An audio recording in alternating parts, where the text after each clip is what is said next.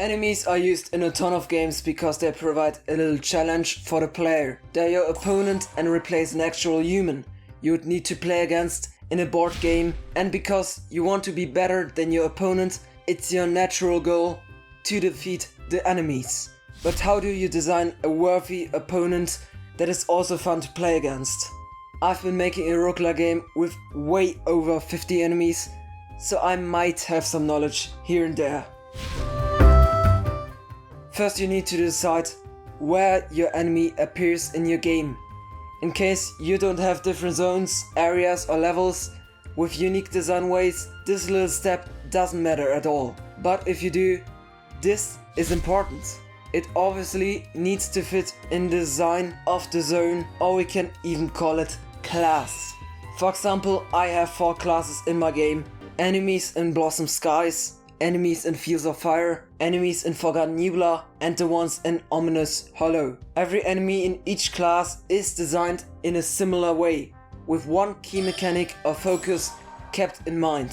For example, all enemies in the second area of Azor called Fields of Fire are designed to focus on movement. In the third, Forgotten Nebula, they are designed to have unique attacking and defending skills. In the second Ori title, on the other hand, enemies in the zone Windswept Wastes are also all designed to work very well with the new digging mechanic.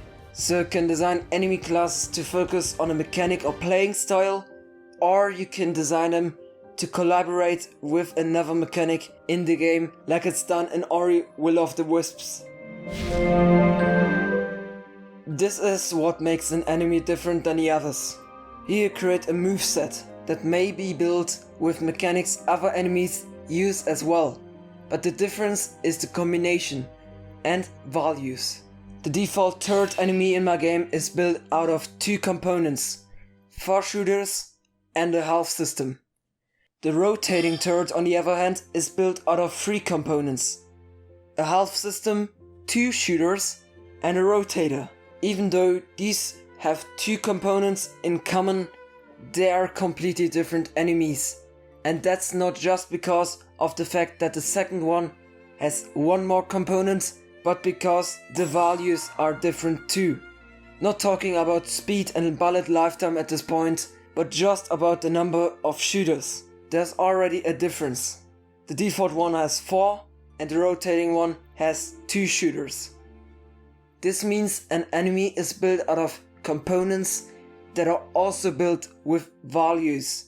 So changing subtle values usually ends up in an enemy variant, and adding or removing whole components easily creates a completely new enemy. Even though I want this video to be focused on design, I need to talk a little bit about visual design. Obviously, it needs to provide everything you need for the mechanics, so if it used melee combat, it would need to have some sort of weapon like an axe. It should also communicate important information, like that you aren't allowed to touch the enemy. This can be done with spikes or just the color red.